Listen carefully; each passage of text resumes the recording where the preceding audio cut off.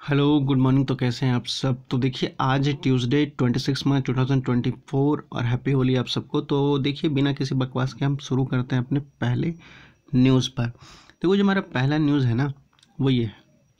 पहला न्यूज़ आपका ये कहता है कि देखिए जो यूनाइटेड नेशन सिक्योरिटी काउंसिल है यूएनओ का बॉडी, वो ये डिसीजन लिया है कि अभी जो मुस्लिमों का जो फेस्टिवल चल रहा है रमज़ान, तो ड्यूरिंग रमज़ान उन्होंने कहा है कि स्टॉप फाइटिंग, मतलब लड़ाई करने बंद कर देना चाहिए। वो ये डिसीजन लिया है, ठीक है। और ये वोटिंग हुई थी। वोटिंग में देखिए 14-0 से ये डिसीजन पास हुआ है, रिजोल्यूशन, ठीक है। जिसमें यूएस जो अमेरिका है, यूनाइटेड नेशन ऑफ अमेरिका, वो क्या है, वो अब्सटेन कर गया वोट करने से, ठीक है। और इसके बाद क्या हुआ, नेतन्याहू जो है इजराइल के, वो काफ़ी नाखुश हैं, मतलब खुश बिल्कुल भी नहीं है इस डिसीजन से। उन्होंने कहा यूएसए जो है अपना जो जिस डिसीजन के लिए यूएसए जानी जाती है वो यूएसए नहीं कर रहा है। और उन्होंने जो हाई लेवल की एक वाशिंगटन विजिट थी अमेरिका में, वो भी वो कैंसिल कर चुके हैं, ठीक है।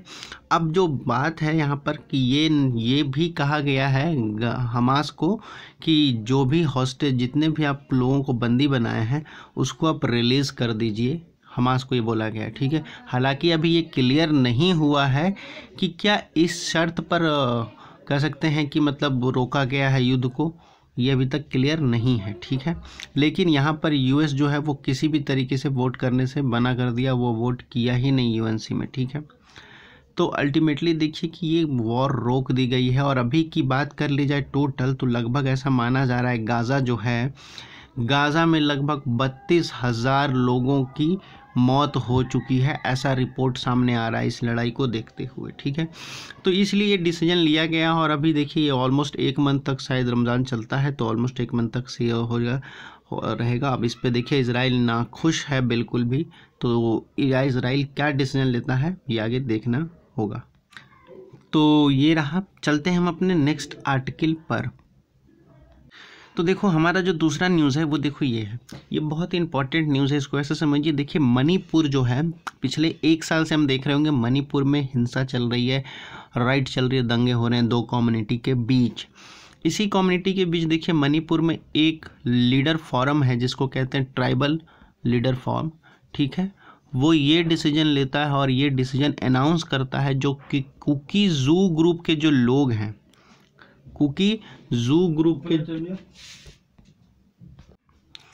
तो देखिए जो कुकी जू ग्रुप के जो लोग हैं मणिपुर में, उनको ये बोला गया है ट्राइबल फॉर्म के द्वारा कि आप वोटिंग दीजिए, वोट कीजिए, इलेक्शन में पार्टिसिपेट कीजिए, but as a voter vote कीजिए। ऐसा नहीं कीजिए कि आप खुद ही पार्टिसिपेट कर लीजिए इलेक्शन लड़ने के लिए, यानी ऑफिस रन करने के लिए, ऐसा मत कीजिए। आप वोटिंग कीजिए, वोटिंग में पार्टिसिपेट कीजिए, not for run of the office, office run के लिए मत जाइए।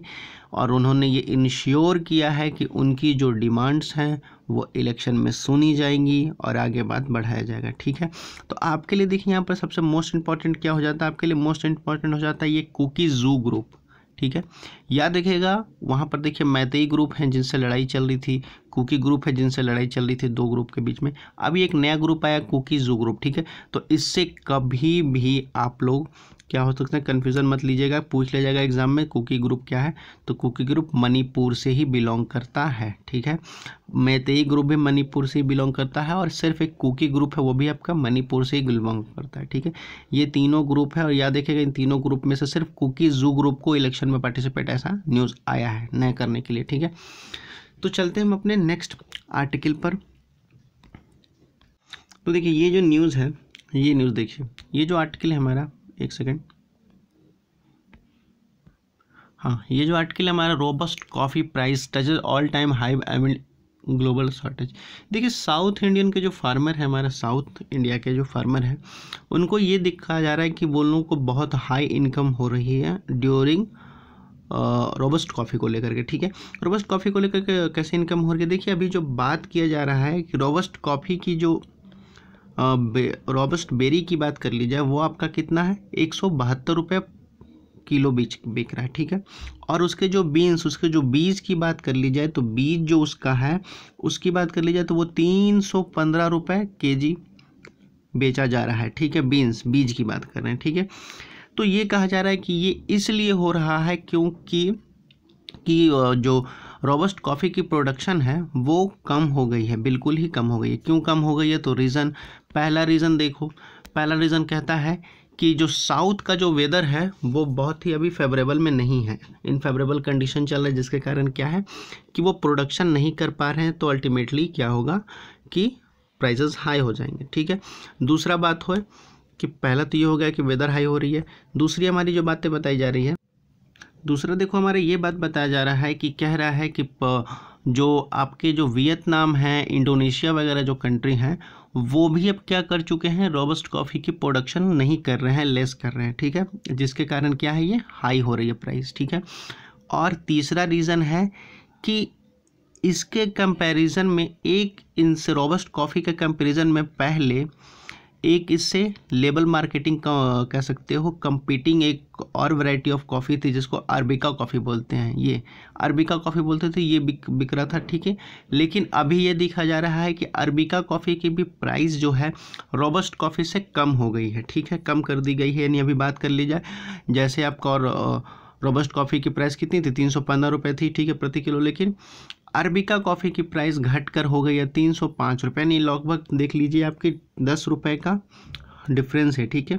जिसके कारण ये भी कहा जा रहा है कि इसके प्रोडक्शन में कमी आ गई है। और पहला क्या हुआ, प्रोडक्शन में कमी आ गई।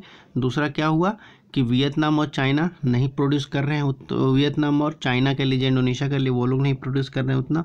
तीसरा रीज़न है कि जो अदर प्राइसेस हैं जैसे अरबिका कॉफ़ी है वो इससे चीप में मिल गई है, ठीक है।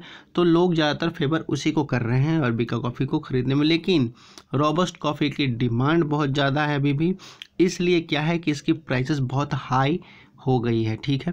तो याद रखिएगा, ये रोबस्ट कॉफ़ी याद रखिएगा, एग्जाम के पर्सपेक्टिव से रोबस्ट कॉफ़ी इंपॉर्टेंट है और अरबिका कॉफ़ी इंपॉर्टेंट है, ये दोनों, कि ये दोनों कॉफ़ी क्या है, ठीक है। और ये ग्लोबल में भी प्राइसेस हाई चल रहे हैं। तो पहले देखिए रोबस्ट कॉफ़ी जो साउथ इंडिया की हमारी बात की जा रही है उसमें बात की जा रही है, ठीक है। तो चलते हैं हम अपने नेक्स्ट टॉपिक पर। तो देखो ये जो आपका है, ये आपका आर्टिकल है। नेक्स्ट इसमें देखिए कह रहा है कि जो अमूल है, अमूल आप लोग को पता होगा जो दूध बनाती है, ठीक है। अमूल दूध है जो पहली बार क्या है कि अपने देश भारत से बाहर भी क्या करो, अपने दूध बेचने जा रही है, ठीक है। अब देखो ये कौन है, ठीक है, कैसे हुआ है। तो देखिए जो cooperative of milk marketing federation है, ठीक है, Gujarat cooperative of milk marketing federation, ये डिसीजन लिया है कि अमूल की जो फ्रेश मिल्क है वो अब्रॉड बिकेगी, आउटसाइड इंडिया, ठीक है। अब आउटसाइड इंडिया की कैसे बात की जा रही है, तो देखिए इन्होंने क्या कहा है कि आउटसाइड इंडिया में पहली बार बिकने जा रही है। ये गुजरात क्या कह सकते हैं, कोऑपरेटिव मिल्क मार्केटिंग फेडरेशन के जो एमडी हैं जैन मेहता जी, उन्होंने ये बात बताई है कि ये क्या किया गया है कि ये मिचिगन मिल्क प्रोड्यूसर एसोसिएशन है, याद रखिएगा, ये न्यूयॉर्क का है, मिचिगन मिल्क प्रोड्यूसर एसोसिएशन। और ये याद रखिएगा ये इंडिया का हमारा Gujarat cooperative milk marketing federation, ठीक है। इन दोनों के बीच टाई अप हुआ है और ये कहा गया है कि हम यूएस के मार्केट में अमूल दूध को लॉन्च करने वाले हैं। अब अमूल दूध को लॉन्च करने वाले में कौन कौन से वैरायटी की बात की जा रही है, तो देखिए यहाँ पर जो उन्होंने कहा है कि जो अमूल ताज़ा दूध बेचेंगे, अमूल गोल्ड बेचेंगे, अमूल शक्ति है वो बेचेंगे, अमूल स्लिम एंड ट्रिम वाला है वो ये बेचेंगे, ठीक है। बेसिकली इन सारे वैरायटियों के दूध होगी, आपको पता होगा। उसके बाद क्या हुआ है, कहा गया है कि बेसिकली इनके जो सेलर हैं, मतलब जो ये दूध बेचेंगे, तो वहाँ जो कस्टमर हैं, तो इनका मेन टारगेट ऑफ कस्टमर ये कह रहे हैं कि इंडियन जो अब्रॉड में रह रहे हैं, यूएस में रह रहे हैं, या कह लीजिए कि ओवरऑल एशियन कंट्री के जो लोग यूएस में रह रहे हैं, जैसे न्यूयॉर्क में, न्यू जर्सी में, शिकागो में, वाशिंगटन में, डलास में, टेक्सास में, उन सबको ये अपना टारगेट कस्टमर बनाएंगे और उन सबको ये बेसिकली स्टार्टिंग ऑफ बेचना शुरू करेंगे, ऑफ कोर्स, ठीक है। उसके बाद बात की जाती है कि उनके बाद इन्होंने कहा है कि आगे आगे धीरे धीरे ये क्या इंट्रोड्यूस करेंगे, वहाँ धीरे धीरे ये पनीर भी वहाँ इंट्रोड्यूस करेंगे बेचने के लिए, और कर्ड भी इंट्रोड्यूस करेंगे बेचने के लिए। तो याद रखिएगा कि ये दो नाम हमारे लिए इंपॉर्टेंट है, जो इंडियन कह सकते हैं, जो Gujarat cooperative milk marketing federation है जो इंडिया का है, और ये किससे टाई अप हुआ है, मिचिगन मिल्क प्रोड्यूसर एसोसिएशन, ठीक है, जो आपका न्यूयॉर्क का है, सॉरी यूएस का है, ठीक है। तो ये दोनों टाइप हुआ और कौन बेच रहा है, अमूल बेचने जा रहा है, ठीक है। तो एक तरह से गुड न्यूज़ है। चलते हैं नेक्स्ट आर्टिकल पर। देखिए तो ये एक न्यूज़ है। देखिए हमें पता होगा पिछले कुछ दिनों में देखिए क्या हुआ है कि चाइना और फिलीपींस के बीच में हल्की सी लड़ाई कह सकते हैं, नोक झोंक देखने को मिला है आपका क्या इंडियन ओशन के आसपास, ठीक है, साउथ ठीक है। अब इसमें हुआ क्या है, तो देखिए हुआ क्या है, जब ये हुआ था क्या कि चाइना के जो नेवी थे, कोस्ट गार्ड वगैरह थे, वो क्या थे, वो हल्का सा डिस्प्यूट कर लिए थे किस मामले में कि जो फिलीपींस के जो नेवी मेंबर थे उनके साथ क्या हुई थी, थोड़ी सी लड़ाई हो गई थी और उनके साथ डैमेज, उनके बोट को डैमेज कर दिया गया था, फिलीपींस के बोट को, ठीक है। जिसके बाद क्या हुआ, फिलीपींस ने बहुत स्ट्रॉन्ग प्रोटेस्ट किया है अगेंस्ट चाइना, ठीक है। और उनके जो सीनियर चाइनीज़ डिप्लोमेट्स हैं जो आपके फिलीपींस में रह रहे होंगे, उनको उन्होंने सम्मन किया है और उनसे पूछा है कि ये चाइनीज़ असॉल्ट जो हुआ है चाइना के द्वारा कोस्ट गार्ड को, उसका क्या मतलब, उसका उनको उन्होंने मतलब जवाब मांगा है कि ये क्यों ऐसा हुआ है, ठीक है। अब इनके रिस्पांस में चाइना ने क्या रिस्पांस दिया, चाइना ने कहा है, चाइना ने बिल्कुल ही कड़े शब्दों में वार्निंग दी है कि फिलीपींस को कि आप बहुत ही केयरफुल रहिए अपने एक्शन को लेकर के, कि अगर अपने एक्शन को लेकर के बहुत ही केयरफुल रहिए, अगर आपने कुछ उल्टा पुल्टा किया तो आपको बहुत खामियाजा भुगतना पड़ेगा चाइना के अगेंस्ट जाने पर, ठीक है। अब इसके बाद देखिए हुआ क्या, इन सब के बाद लोगों को लग रहा है कि बहुत ही बड़ी लड़ाई देखने को मिलेगी। इनफैक्ट इसमें आप ये देखिए कि यूएस भी कूद पड़ा है। तो यूएस ने ये आकर के कहा है, US in support of Philippines में आकर के यूएस ने कहा है कि हमारा फिलीपींस हमारा दोस्त है और ऐसे में हमें फिलीपींस की प्रोटेक्शन करनी चाहिए, ठीक है। अब सिर्फ यूएस ही नहीं, इसके साथ साथ देखिए बहुत सारे देश आ चुके हैं, जैसे यूएस हो गया, यूरोपियन यूनियन आ गए हैं पूरे, जापान आ गया है, ऑस्ट्रेलिया आ गया है और भी बाकी सारे देश आ गए हैं। ऑफकोर्स इंडिया तो आएगा ही क्योंकि हम चाइना के अगेंस्ट है और ऑफकोर्स हमारा फिलीपींस से तो एक ट्रेड चलता ही है, ठीक है। अब इसके बाद चाइना का ये कहना है कि देखिए हमने एक्शन इसलिए लिया क्योंकि जो फिलीपींस के जो नेवी मेंबर थे वो हमारे टेरिटरी में आ रहे थे, ठीक है। ये साउथ चाइना सी के पास हुआ है पिछले 2 दिन में, ठीक है। तो उन्होंने कहा कि हम इसलिए एक्शन लिए, ठीक है। अब आगे देखते हैं कि इसके बाद क्या होता है ओवरऑल, तब तक हम चलते हैं नेक्स्ट आर्टिकल पर। देखिए तो दूसरा ये न्यूज़ है, कह रहा है कि पाकिस्तान जो ट्रेड डेलीगेशन है वो अफ़गानिस्तान के काबुल में विज़िट करने के लिए गया है, ठीक है। विज़िटिंग थी वहाँ पर, क्यों हुई थी भाई साहब, तो देखिए 2 दिन पहले क्या हुआ था कि ये देखने को मिला था कि अफ़गानिस्तान की तरफ से कुछ ऐसा फायरिंग देखने को मिला था। उसके बाद क्या हुआ था कि पाकिस्तान ने अफ़गानिस्तान पर एयर स्ट्राइक कर दिया था, ठीक है। अब क्रॉस बॉर्डर इतना जब हो चुका है टेंशन, इसके बाद क्या हुआ है कि पाकिस्तान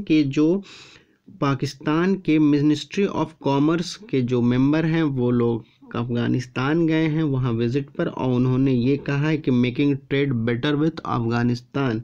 उनका ये भी आगे कहना है कि ये जो बीच में 2-4 थोड़ी मोड़ी समस्याएं आई है एयर स्ट्राइक और इनके बीच में, ये इसलिए सिर्फ हुआ है कि अटैकिंग जो थी वो अफ़गानिस्तान के मिलिटेंट्स के द्वारा थी, क्रॉस बॉर्डर थी, ठीक है।